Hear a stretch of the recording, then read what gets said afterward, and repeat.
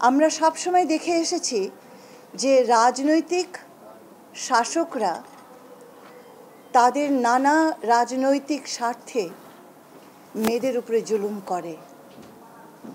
যেমন জমি যদি দখল করতে হয়, নারীকে নির্যাতন করো, শিশুকে নির্যাতন করো, সেই জমি থেকে সেই পরিবারগুলো সরে যাবে।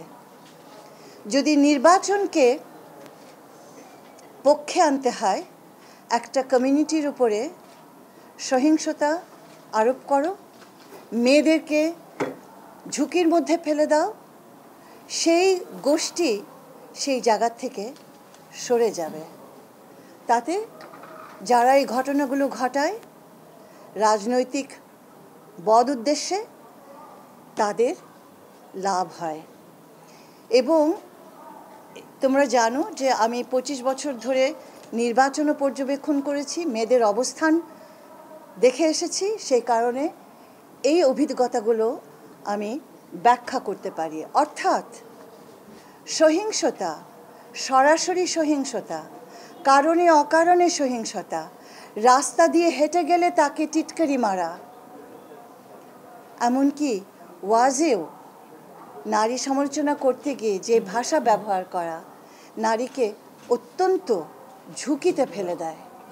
সানশাইন আটা ময়দা সুজি, ভালোবাসায় তৈরি একটি আলোকিত সমাজে,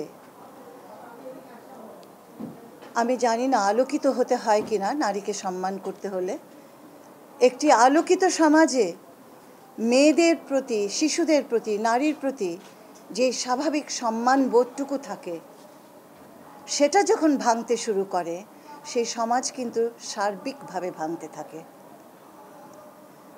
আমরা এটার একটি চরম রূপ দেখেছি গত 16-17 বছরে একটি স্বৈরাচারী পরিবেশে।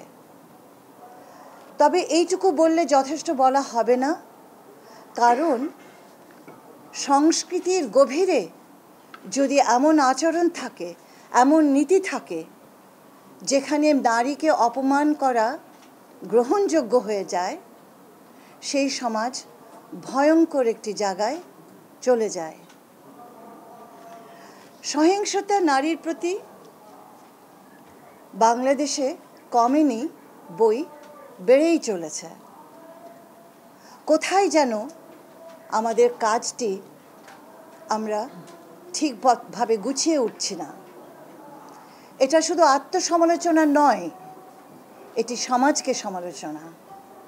এই দেশের আপামর জনগণ, যাদের বিবেক আছে, বুদ্ধি আছে, চেতনাবোধ আছে, যারা দেশকে ভালোবাসে, যারা শান্তি চায়, যারা পরিবেশে পরিবারে সমৃদ্ধি চায়, তাদের সকলের মনের গভীরে এই বোধটি কাজ করবে।